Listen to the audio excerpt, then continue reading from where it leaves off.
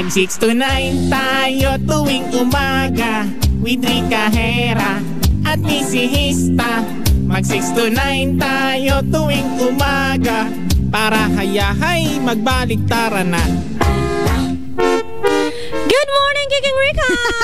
Good morning, Kiking Missy! Good morning, Kiking Monsters! What's up, Pani? What's up, Pani? It's your precious Pani! Wow! Naya naman ako. Kasi mananalamin, nakala mo mukha ko yan. Di kayo. Ay, pero Rica, ha? Meron na pong, ayan, soft eruption na tinatawag sa Bulkang Mayon. Meron bang hard eruption? Sabi mo sana, hard erection. Hard eruption. Merong soft ano ba? Soft kapag ka-hard talaga mag-erect yun. Nakakaloka, sorry. Soft eruption at hard eruption. Wala. Kaya nga sabi ni Dr. Solidum, ayan, wala naman talagang soft eruption na tinatawag. Meron lang non-explosive and explosive eruption. Ay, mali naman pala eh. So, non-explosive and explosive eruption. Pero ano nangyari? Pagka non-explosive, yung bumubok, parang kumukulo-kulo lang yung magma. Yun yung nangyari. Yun nangyari. Pagka nagkaroon na ng explosive, ayun yung may ashfall, yung may mga magma na talaga na binuga. Flowing, yan. Yun yung explosive. Kailan ba ang huling pumutok ang nagpaputok ang Bulkang Mayon? Hindi ko na sure. Parang 100 years ago na siya kasi diba? tahimik. So, pero lately, ayan, so for the past decade, parang medyo active lang siya. Pero hindi siya talagang pumutok. Unlike nung pinatubo, di ba parang 20 years ago, nagchuk-chak-chenes siya. Nagkaroon siya ng explosive eruption. So, correction lang po. Kasi yung ibang media, kasi tinatawag na soft eruption, wala naman daw. Sabi ni Director Solidium, di kung meron tayong tatawagin soft eruption, wala naman tayong tatawagin na hard eruption. Si Governor yata eh. Hindi kasi, mahirap nga naman kasi sa layman's term nga naman, di ba? Pero wag daw nating tawagin soft eruption kasi wala daw hard eruption. Kasi nagkataisip natin, di ba? Magkakaroon tayo ng requirement talaga ng hard kapag kami soft, di ba? Ayaw naman natin lagyan ng hard. Nagkakaroon na po ng hard eruption sa Bulkang Mayon. Nagkaroon po ng soft eruption. Di ba? Nagkaroon po ng pagtitigas sa pagputok. Di ang pangit, di ba? Matigas sa pagputok. Hard eruption di ba? Ayun, kaya correction lang. Explosive and non-explosive. Parang siya, nag-erupt siya, parang killing me softly. Yan, di ba? Oo nga, di ba? Paunti-unti, hinay-hinay. Pero tayo natin, sana naman sumunod tayo sa mga sa permanent danger zone na 6 kilometers ata radius, meron na talagang forced evacuation. Pero syempre, di mo pa rin may iwasan yung mga kapwa natin. Pabalik-balik pa rin sila sa kanilang mga tahanan. Of course, they're checking on their properties kung nandun pa. Alam mo pala na ang Bulkang Mayon ay tinatawag din na perfect cone. Yes. Siya na bakit siya tinatawag na perfect? Bakit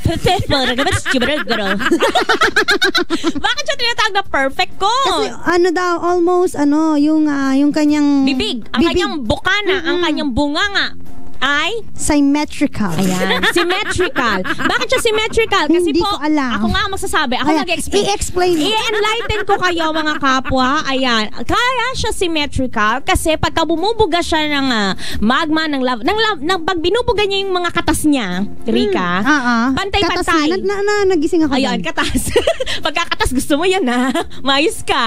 Pagka nagbubuga siya ng kanyang katas, ng kanyang lamang loob, ayan, pantay. Sumasabog siya sa lahat ng sides. Hindi katulad nung ibang bulkan, meron lang sa kaliwa, sa kanan, ganon. Kaya perfect cone pa rin siya. Kaya mag-ingat po tayo kapag nandun kayo within the circumference. Ayan, circumference. Ang hirap nang intindihan.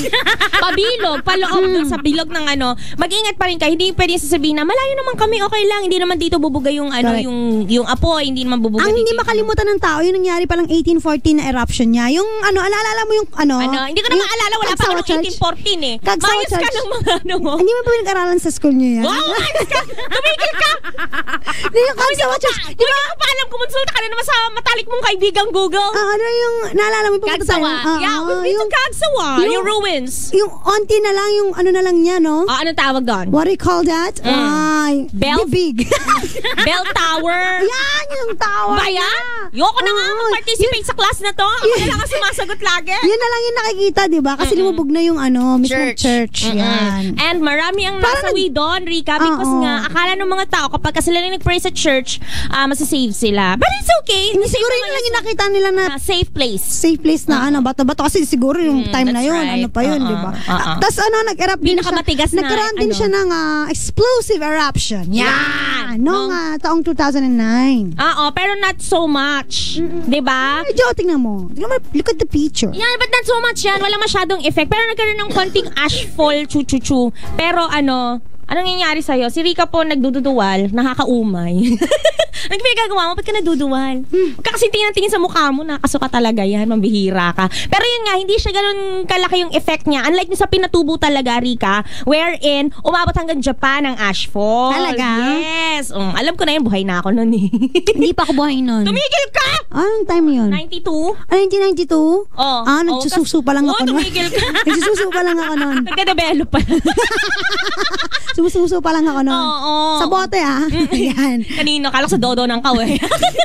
Pero yun na nga, kaya mag-ingat tayo. At saka sa mga terminologies natin, mag-ingat naman tayo. Let's be careful kasi for us not kasi, to misinform the public. Hindi naman kasi parang layman's term, di ba? Hindi alam ni governor Pagpasan siya, hindi naman siya soft ejaculate. Hindi naman siya nasa kawani ng FIVOX, di ba? Sa bagay. Pero sana double check na lang para hindi Ano yun? Teka, mag-ano sa ko. Pa-double check nga po, FIVOX.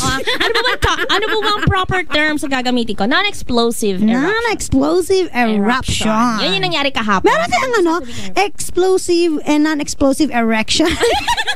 Yes.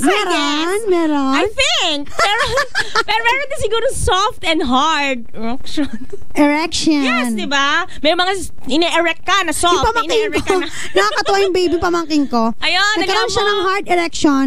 Ibig sabihin, naiihina. Alam ko yan. Akala mo, di ko alam Tumigil kakaloka, ha? And now you know.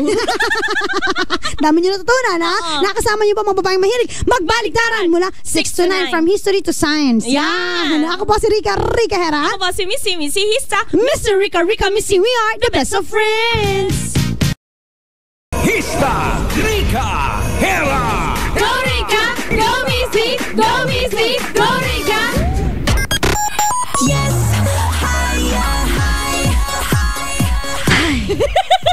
Bakit napahinga ka na lang ng malalim? Kasi buntong ang dami ng problema sa buhay Katulad na, isa-isahin mo. Halimbawa na lang to, sabi ni yung kay Purisima. Alam mo yun, di ba? Yung mansyon. Yung pinapaganda niya. 3.7 million. Di ba? Sabi niya kasi, hindi po siya mansyon. Ano siya? Ordinaryong bahay lang po siya na pinapa-improve ng paunti-unti over the years. Kaya naman na HB ang lalabas mo na si Senator Miriam. Herbert Bautista? Na HB, high blood. High blood. Ni Herbert Bautista. Na high blood si Madam Miriam. Sabi niya, pinaayos niya at pinaganda niya yung tirahan niya sa kampo. Tapos binigyan siya ng pera ng kung sino-sinong mga tao para mabawi ang kanyang ginastos sa bahay na yon. That is a direct confession and admission to the crime of bribery, sabi. Bribery pala Lakas ng loob niya. Sabi ni Madam Miriam. Ang lakas ng loob mo. Like that? Numira na naman pagka-ilongga ni Madam. Galit tuloy siya. Ni-high blood niyo sa kaya naman. Oras na para magbasa kami ng mga komento at nandan. Hindi galing sa amin. Amin lamang babasahin. Mga comments sa nega. Comments sa kwela. Ang kanilang buwelta. Dito sila ang bida. Ito ang Basher's Corner. Ay, anong sabi niya? Sabi ni Darius, sa 2016 maraming makukulong mula executive, senate at congress. Wala, dinawala na tayo. Wala, congressman, oo nga, no? Hanggang mayor na lang ata pwede natin. Sana maputukan sila ng bulkan ngayon. Paano mag-enjoy naman sila kapag nagkaputukan sila? Palagay mo. Sabi nga ni Joselito, pakapalan ng mukhang labanan. Thick face. Ay, pakapalan. Hindi ka, huwag ka mag-alala. Pakapalan din ng regalo. Tsaka bulsa. Diba? Pakapalan ng bulsa, kanya-kanyang kurakot na to. Pag naging politika ka, anong gusto mong maging posisyon? Oy, standing position. Parang mas exciting. Gusto ko nakatayo ako. Hindi, joke lang. Ako, gusto ko 69 position. Wow. Gusto ko balimbing baliktaran ako. Wow. Sa admin, sa position admin. Maraming ganyan katulad mo pag nagkataon, Rika. Yung halimbawa ngayon kaalyado. Ako, tas hindi na. 6 to 9 position yung mga yan. Ako standing. Gusto ko laging tinatayuan. Ay, loyalty award yan. Sabi naman ni Maximo, Binay plus Pacquiao 2016 equals Ulikba at Ulikba, makaulikba naman. Sino si Ulikba doon? At ano yan? Nepal. Yan, sabi. Botohin nyo para magka-watak-watak na Pilipinas, Buisit.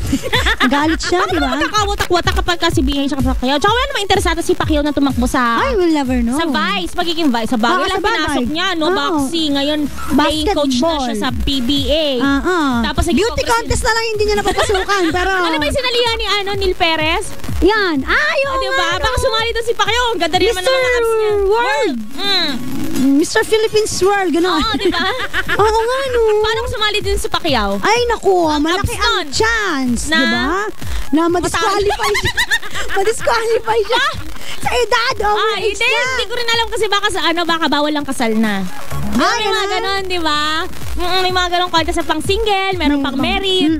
Di ba? Dapat Mr. of the Philippines. Di ba? Mr. ng buong Pilipinas. Di ba? Yung proud Mr. Di ba? Oo, yeah. Mr. na lang ni Jinky, ganyan. Pero alam mo, mali mo mag-senator muna. Dapat siya, di ba? From congressman to senator. Bago vice, bago ano. Palagay mo. Si Nancy lang naman kasi nag-overtake agad eh. Senator agad. Maka-overtake ka di ba? Siya na naman, senator agad. Sa bagay, hindi siya nag-congress. Wala rin sa konseho ng Makati. Wala, di ba? Overtake agad. Senator agad, di ba? Ay, ganun talaga overspeeding. Bakit? Dapat hinuhuli ng MMDA. Overspeeding. Ayan, nag-overspeeding agad siya. Kaya sila overspending din sila dyan sa may Makati. Talaga? Di ba? Sa bagay, no? Kasi nagkakaroon ng overseeing sa budget.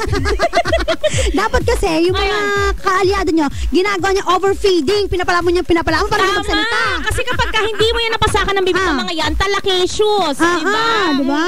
Tama. Kaya naman. Tsaka nagkaroon daw po ng overbidding. Oo. Diyan, sa price ano ka ba kapag ka daw nagbeto, pagka nagpapabid ka dyan, kinukulong ka sa elevator para hindi ka Talaga? para hindi ka maka-attend ng bidding. Sabi lang. Ay, grabe naman. Kulong ka sa elevator. Taas baba ka lang. Hindi ka makakalabas. Taas baba. Hanggang sa matapos na yung bidding. Sabi mo, taas baba. Ay, di nag-enjoy. Diba? Kaya hinahinay lang po tayo. Diba? Huwag naman yung garapalan masyado. Diba? Bilyong-bilyong pera, pananalapi ng taong bayan ng diba? Kinukulimbat ninyo. Nice. Where's your conscience? Yeah. Ano yun? yun na lang nasabi. Pero hinahinay lang din si Madam Miriam. Kasi diba? Ang kanyang health. Oo, kamusta na kaya? Tatakbo na ba siya? Sana. Alam mo naman, health is wealth, diba? Oo, tignan natin. Inaabangan ko pa naman talaga siya. Ang gusto namin sa'yo, Madam, good health at more wealth. Yeah. Pero kasi parang ayaw niyang wealth. Health na lang po para sa inyo. Good health and more health. Diba? Ay, pero si Duterte daw, meron ng line up? Hindi, may campaign na daw na Duterte for president. Ay! Oo, hindi siya. Hindi pang vice president ka lang. Bakit pinagkakampay ng president? Hindi pa namin alam. Diyan ang pala namin natin. Wala pa naman sa ina-announce. Meron lang mga nanguhukod doon. Parang sinabi doon. Diba? Yan sa kaya. Ang sabi na kong gano'n. Diba? Kasi Duterte. Wala ito yung sabi doon. Ako din, binoboto ko din. Hindi mo ako sabihin. Di ba bawal sabihin ko sino yung binoboto? Okay joke lang po. Hindi naman nakita kung sinungaling kami o hindi. Sa bagay, di ba? Huwag niyo kaming sasabunin. Kapag nagkakamali kami, sabunin niyo yung labada ninyo. Oo, tsaka, dosi naman yun eh. Oo nga, dami naman pwede, di ba? Ayan dapat hindi kayo nagpapasabon sa mga, sa mga tao sa paligid nyo. Pero pagdating sa sabon, pinag-uusapan, dapat Pride Barretta with Stay Away formula. Correct. Totoong labahan to kalaban mo labahan. Tama. Yan. Yung mga mancha, yung mga dumi ng mga damit. Dahil kapag gumamit po kayo ng Pride Barretta with Stay Away formula, ang bango-bango na ng labada. Ang puti-puti pa. Saan ka pa? Diba? Napaka affordable. Tipid po niyan kasi matagal matunaw yung bareta. Tama. Diba? Yan yung ginagamit. Kalidad. Ano pa gusto mo? Ano yung ginagamit? Yun din ginagamit mo. Panlaba? Pinapagamit ko. Hindi ako yung gumagamit. Hindi ako naglalaba. Talaga? Si mami lang. Ang naglalaba ako? Nang panty ko. Pati panty. Ayoko laban. Nakasama niyo po mga babaeng mahilig magbaliktaran mula 6 to 9. Hanapin niyo po kami sa Facebook. Search niyo lang po Missy Enrica. Madaling makita, may blue check. Verified ng Facebook. At follow us on Twitter, Instagram. At DJ Missy Hisa and at Rika Hera. Mamaya mag-announce po kami winner sa Pera, alam yan. Ako po si Rika. Rika Hera. Ako pa si Missy Hisa. Mr. Rika, Missy. We are the best of friends. Kanta mo for me. Yeah. Nakakaakit ka. Talaga? Ang haba ng hair mo. Kulot pa sa dulo.